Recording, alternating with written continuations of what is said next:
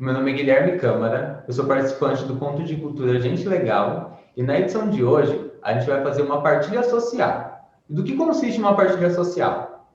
Uma partilha social é quando a gente convida alguém do meio social que atua nisso para vir nutrir a gente das regras dentro da sociedade, da história dentro da sociedade e ajuda a gente a criar um senso crítico mais aguçado, para a gente entender qual é o nosso lugar dentro de tudo isso e um meio de pensar que seja melhor para todo mundo.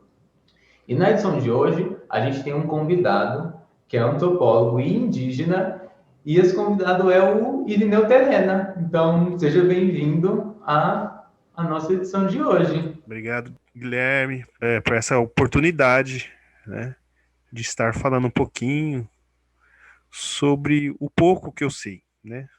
Então, para começar as nossas perguntas, como é para você ser um indígena e viver na nossa sociedade atualmente? Ser indígena hoje, né, é meio complicado, né? Pelo fato que, pelo um contexto histórico, a história do Brasil, né? Essa marginalização que a história traz sobre os indígenas, né? Que reverbera até hoje, né? Então, é um povo invisível, né? É um povo que não é visto pela sociedade, visto no sentido pelos seus direitos, né? Mas o indígena hoje, ele está buscando o seu espaço nessa sociedade, né? Mostrando para a sociedade que ele também é um brasileiro, né? Que ele também é, tem a oportunidade mesma que a sociedade tem, ele tem também, seja no estudo, seja no trabalho, seja em outras oportunidades que é oferecida por esse modelo econômico, né? É certo que tem muitos indígenas que preferem viver da sua maneira, né? Ainda nas suas aldeias, respectivas aldeias, né? De modo totalmente tradicional, respeitando sua vontade, né, e sua cultura. E hoje eu tenho desenvolvido um trabalho justamente nesse sentido, de levar para a sociedade o conhecimento da questão indígena, né? Dizer para a sociedade, né, desconstruir a mentalidade, descolonizar a mentalidade da sociedade em relação aos povos indígenas, que ainda é muito forte a questão de preconceito em relação aos indígenas, né? Uma delas é, se ele sai da aldeia, ele não é mais indígena, né? Então, isso é muito dito pelos governos atuais, né? Os governos que passaram em todo o sistema brasileiro, na história do Brasil, né? E saindo da aldeia não é mais indígena, então ele perde toda essa cultura, perde toda essa, vamos dizer assim, ele está integrado à sociedade e não é mais indígena, né? E na verdade não é isso, né? Uma pessoa que vem de um outro país ou que seja da Alemanha e vem para o Brasil, se ele mora aqui no Brasil, ele continua sendo alemão. Se o japonês vem para cá, ele continua japonês. Se o brasileiro vai para lá, ele continua brasileiro, né? E regido pelas leis brasileiras também, né? Então, o indígena ele pode estar onde ele for, né? Ele continua sendo indígena. Eu estou aqui no movimento, aqui na cidade de Bauru, né? Sou terena, da etnia terena. Eu continuo sendo terena, carrego meus traços físico, mas também não só físico, mas também biológico, né? E também cultural, né? Não, às vezes não nítido de uma pessoa enxergar dessa forma, porque as pessoas só enxergam o indígena quando ele coloca um cocar em sua cabeça, né? E na verdade não, o indígena ele é ele é o ser humano, né? Ele é o ser cultural, né? não um ser exótico, né? Que por muito tempo foi romantizado por muitos autores, né? Hoje o indígena está sendo protagonista da sua própria história, uma nova história indígena, né? Contada pelos próprios indígenas. Começou em 1999 e está crescendo esse movimento, né? E isso é bom, né? Mesmo assim, é pouco diante, né, do Brasil, o imenso Brasil, né? Por exemplo, em Bauru, eu ainda estou falando, trabalhando a minha etnia. Mas tem a Guarani, tem o Caigangue, os povos que viveram aqui, né? Isso já vai fazer uns quase 8 anos, né? Então é muita coisa para falar, muita coisa para escrever, muita coisa para trazer para a sociedade entender. Mas isso eu não culpo a sociedade pela sua ignorância ou pela falta de informação, do conhecimento sobre questão indígena, né? Eu culpo o próprio sistema que trouxe isso aí, né? Através na própria colonização traz isso aí, essa gama de preconceito, né? Só que o que não pode é reproduzir ela, né? Então, por muitos anos, o próprio sistema reproduziu esse preconceito, né? Dizendo que o indígena ele não gosta de trabalhar, só gosta de beber, então, e isso de fato não é verdade, e as pessoas, elas encaram isso com verdade, isso é passado de pai para filho, e essa reprodução do preconceito é passado de pai para filho. E se não tem alguém para falar, né, que não seja o próprio indígena falar, mostrar essa realidade que não é bem assim, não é mil maravilha, tem as grandes dificuldades. Quem pensa que morar dentro de uma aldeia vive às custas do governo, isso é mentira, né? As dificuldades é muito grande, né? Dentro da aldeia. Então, é isso, Guilherme. Viver na sociedade, mostrar para a sociedade que você é um indígena, não é fácil. Vamos dizer assim, você tem que encarar muita coisa, né? E no bom senso, na educação, né? E mostrar totalmente ao contrário de muitos falam, né? Então, é isso, né? Ainda mais sendo um contexto urbano, piorou ainda, né? Então, ainda mais vivendo num sistema hoje, né? De um governo que é totalmente desfavorável à questão indígena e os direitos indígenas, né? Então, é difícil, viu? Não é fácil, não. É difícil. Mas a gente está aí, está lutando, somos guerreiros, somos, somos a própria história viva, né? Que está trazendo isso para a sociedade. Aos poucos, a sociedade está entendendo que ele é indígena, que você é indígena, que você tem no seu sangue, por mais que você tenha essa fisionomia diferente da minha, mas você corre no seu sangue indígena. Então, no Brasil, o Viveiro de Castro fala, só não é indígena quem não quer ser. Você está entendendo? Porque o Brasil, a identidade dele é indígena, negro e europeu. Mas como a gente está falando de indígena, ele é indígena. E a partir desse momento, quando a sociedade entender isso aí e aceitar isso aí, né, que sem essa história não tem, ou sem aceitar que uma descendência indígena, o Brasil é uma descendência indígena, né, fica um país sem identidade, você está entendendo? Então, as pessoas precisam entender isso, quem é o indígena, né? Como você se sente quando as pessoas dizem que cota é esmola? É que eu falei para você, né? As pessoas, às vezes, elas falam muita coisas por falta de conhecimento, né? Se a gente for analisar no contexto histórico, o Brasil tem uma dívida muito grande com os povos indígenas, com os povos negros. Muito, muito grande mesmo. Se for por em questão de valor de dinheiro, isso ultrapassa 4 trilhões, né? Fora os juros, né? Então, a sociedade brasileira, né, o Brasil em si, e, e os países que aqui exploraram essas terras, tem uma dívida muito grande com os povos indígenas, né? Eu acho que a cota é o mínimo, e não é nada, né? Para poder tentar dar um suporte para os povos indígenas, equilibrar nessa disputa desenfreada do capitalismo, né? nesse sistema de competição, onde o indígena, quando ele fala duas línguas, ele não consegue, assim, falar nitidamente a outra língua. No caso, a língua mãe dele, a língua mãe do indígena é a que ele teve sempre, que é o Aruaque, que é o Tucano, que é o Tupi-Guarani, que é o G. E quando ele aprende uma outra língua, que é o português, ele tem essa dificuldade de falar o português.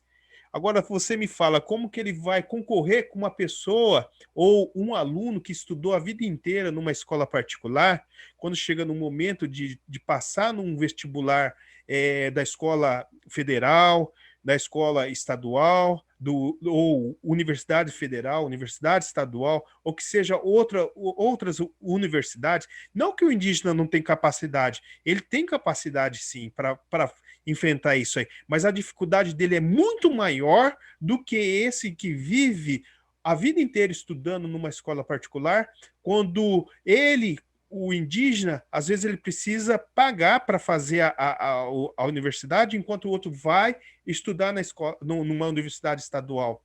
Então, eu acredito que a cota é o mínimo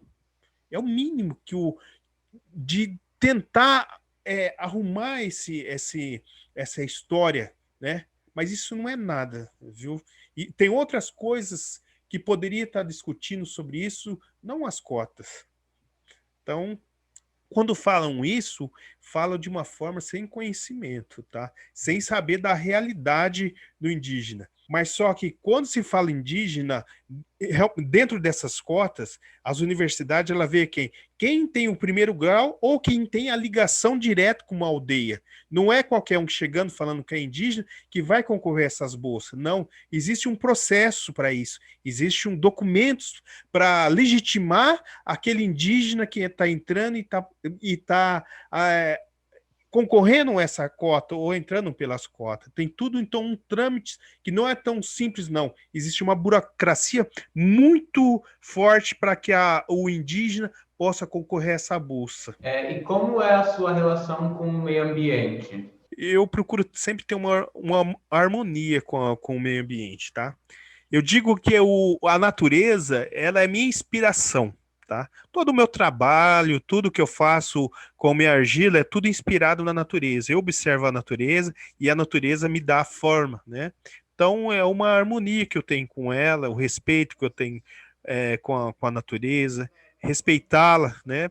A energia que ela emana para nós, os remédios que ela dá para nós, né? As ervas, né? Que eu trabalho com ervas, né? Faço os tratamentos terapêuticos com ervas. Então eu vejo a natureza como uma mãe que cuida do filho, né? Então tem que ter todo o cuidado com a natureza, qual eu tenho muito cuidado com ela. Né? Trato ela como se fosse uma pessoa, né? Respeitando em todos os momentos, em todos os sentidos, em qualquer lugar que eu vou, eu estou sempre procurando respeitar a Mãe Terra, né? Porque a Mãe Terra é a mãe que gera a, a, o alimento para o filho que somos nós, né? Mas muitas vezes não entende, né, que o respeito com ela, né? Então acabam a maltratando, né? Não cuidando. Mas assim, não só eu, mas os povos indígenas, eles procuram sempre ter uma relação harmoniosa com a Mãe Terra. Eu digo sempre, quando o povo indígena, ele é a própria natureza, tá? O povo indígena, quando você olha uma árvore, você não está olhando simplesmente uma árvore, você está olhando o indígena. Quando você olha o indígena, você não está simplesmente olhando o indígena, você está olhando a própria natureza num ser indígena, porque ele nasceu para isso, a ter esse contato com a natureza. Eu não digo se tem todos que cuidam dessa forma, mas da minha parte eu procuro sempre ter essa harmonia, porque eu sei o retorno, não só fisicamente, vamos dizer assim, mas energeticamente, esse retorno que a própria natureza nos dá quando a gente cuida dela.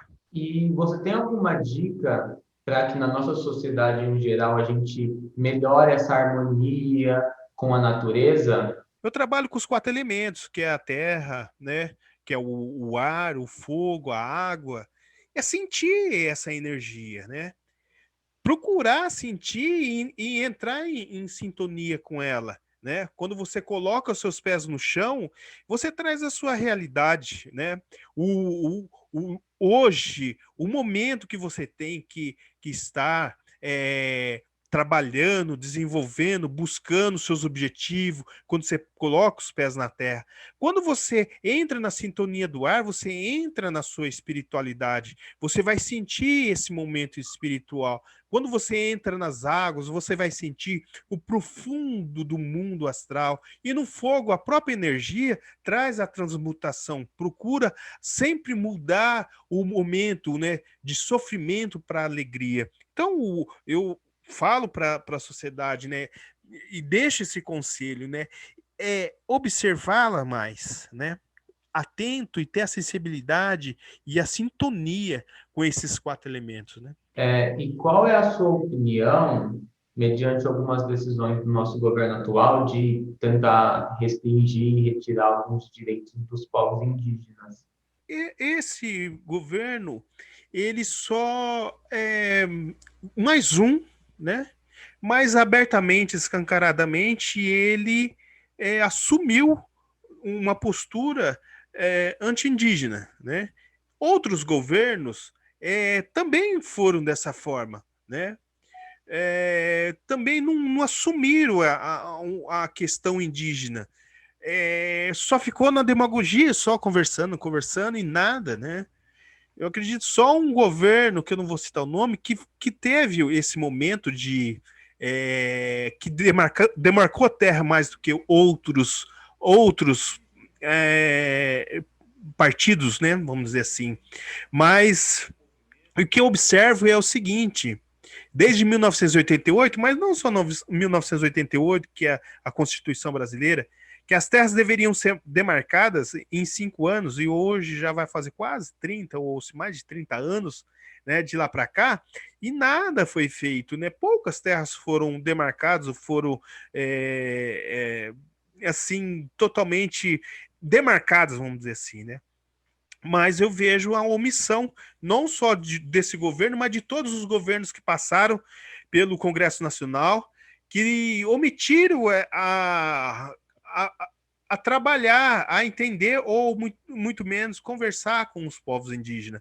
Esse é mais um, mas também o mais escancarado, que é totalmente anti-indígena, né? Assumido. Então, eu vejo pelo seguinte, eu vejo dessa forma a omissão, né, da política de é, como que eu posso falar para você? Políticas públicas em relação ou a favor dos povos indígenas, né? Como é a relação indígena e comércio? Guilherme, como eu falei para você, às vezes as pessoas acham que morar dentro da aldeia é mil maravilhas, mas não sabe a dificuldade que é estar dentro de uma aldeia, né? Às vezes tem terra para plantar, mas não tem dinheiro para produzir ela. Às vezes eles precisam sair da sua terra e ir para outros estados, como o Rio Grande do Sul, para colher maçã, ou trabalhar nas fazendas ao redor da aldeia, porque não tem o seu dinheiro para produzir sua própria terra. E quando vai pedir algum empréstimo para poder plantar, eles não podem fazer empréstimo de acordo com juros dos pequenos produtores, porque a primeira contrapartida que o governo pede é a terra, e ele não tem a terra não é do indígena, né? Na verdade, o indígena não tem a terra é do governo, a terra é da União. Então, eles precisam sair. E quando eles não saem, eles precisam de estar dentro de algum programa do governo federal para poder sobreviver, né? Muitos têm o seu trabalho de artesanal ou de artesanato para poder vender esses artesanatos, né? E hoje, com a Covid, está muito difícil eles vender, porque quando tinha, as pessoas iam visitar e colocava na exposição e as pessoas compravam e ganhavam seu dinheiro. Hoje está difícil, né? Então, hoje a questão do comércio é muito difícil e trabalhar a terra, muito difícil também hoje. Porque não existe, como eu falei, uma política pública para o pequeno agricultor indígena. Porque o indígena, quando eu falo indígena, estou falando da minha terra, da minha aldeia, né? Não existe uma política pública para o produtor, os pequenos produtores, agricultores indígenas, né? Então, para eles produzir é muito difícil, né? E quando precisa produzir é de uma forma comunitária, onde demora muito para receber. Então, não é fácil, tá? E quando precisa, ele precisa sair da aldeia para ir trabalhar em outras cidades, né? Então, há quem tem aqueles que trabalham dentro da aldeia e tem o seu sustento, né? Mas não é para todos. E quando precisa, eles precisam sair da aldeia para trabalhar na cidade, né? Às vezes, para sair e voltar fica muito difícil. Às vezes, eles precisam ficar durante a semana e voltar ao final de semana. E nessas, às vezes, eles acabam ficando na cidade e ali, né, eles precisam ficar, sustentar a família, então acabam ficando na cidade. E você mora com o seu povo ou você mora em outro lugar? Eu nasci na aldeia Copenoti, não era aldeia Copenoti na época, não tinha nome, era terra indígena Araribá, mas eu vim para Bauru para estudar e trabalhar. E como eu falei para você, acabei ficando para cá, onde eu desenvolvo meu trabalho aqui, faço minhas coisas aqui. Hoje eu estou em Bauru, mas a minha família toda é da aldeia Copenoti. Então, quase todo final de semana, estou indo sempre para lá, para não esquecer da minha terra. E o que você mais gosta da cultura do seu povo? Tipo, comida, hábitos. Olha, o que eu acho mais bonito de tudo assim é a própria história, né? Que traz, né, uma história de mais de milênio, né? Mas hoje o que eu gosto de ver muito é a dança, né, deles, a dança nossa, né, não deles, a dança nossa, né? A dança do Quipaé, uma dança com um símbolo muito forte, espiritual, né, um ritual muito forte.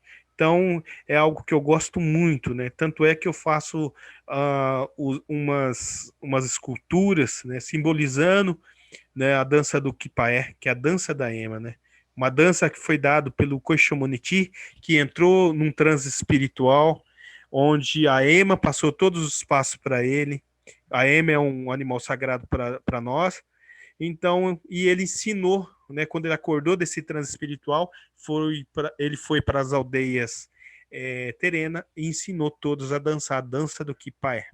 Quipaé, dança da Ema. Corrochati Quipaé, dança da Ema. E você já viu algum animal diferente? Esses dias eu fui na aldeia, né?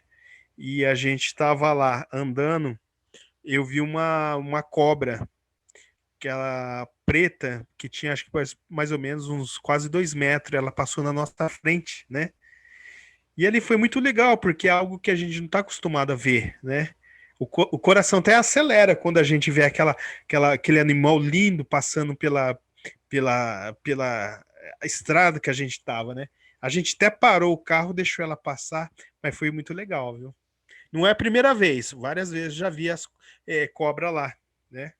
Então, acho que foi isso que diferente que eu quase não se vê aqui na cidade. E das maravilhas que a natureza nos dá, né? Qual a você mais admira? Eu gosto muito assim de é, rio, né? Cachoeira, né? Eu gosto muito de olhar, né? De tomar banho de cachoeira, né? Aqui na terra indígena não tem, mas é algo muito bonito que eu acho bonito é a cachoeira, né? O que da cultura indígena você acha que deveria ser mais presente dentro da nossa sociedade? Principalmente nas escolas ou na base das universidades, né? Ter um ensino sobre a questão indígena, principalmente da região, porque Bauru tem uma terra indígena, então esse conhecimento, né, passar para os alunos, né, para que os alunos possam reproduzir, depois de formado, ter o conhecimento, porque quando alguém pergunta se você conhece alguém, ou algum indígena, alguma terra indígena, vai saber falar com propriedade, né? Então, e eu acho que o próprio conhecimento sobre a questão indígena, sobre a história de Bauru, né, sobre a história dos caigangues, sobre a história dos Guarani que passaram por aqui. Então, seria fundamental conhecer mesmo a cultura desses povos, né? E para você, qual é o que você acha que teria uma relação entre as expressões artísticas e a cultura indígena? Eu acredito que a arte ela é uma forma de trazer, embelezar, vamos dizer assim, uma história verbal para visual, né? Foi o que aconteceu, né, com Marisa Basso e companhia, né, num espetáculo Correxotique Paé, que é a dança da Ema, que é a história do povo terena, traz um contexto de 500 anos de história terena em 50 minutos, né? É um espetáculo muito bonito, um espetáculo lindo, né? Que é um dos trabalhos mais assim maravilhosos que a Araci, junto com a Marisa Basso, fez, né, entre os outros. Então, a arte ela é capaz de trazer, né, e fixar a história de um povo, de repente, ou trazer uma mensagem que, de repente, as pessoas não estão atentas, né? E a arte, ela faz isso, né? Então, a arte é magnífica. Então, os últimos 2 anos, a gente usou a arte para levar a questão indígena e a história terena para a sociedade. Você tem algum livro, série, filme, alguma coisa desse tipo para ajudar a gente a entender mais a história dos povos indígenas aqui no Brasil? Tem uma referência indígena que é o Daniel Munduruku.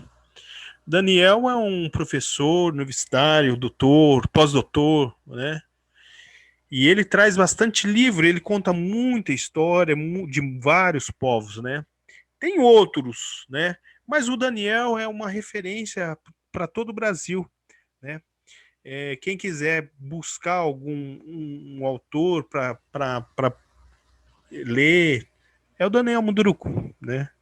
E na sua aldeia, vocês buscam se alimentar mais de naturais, né?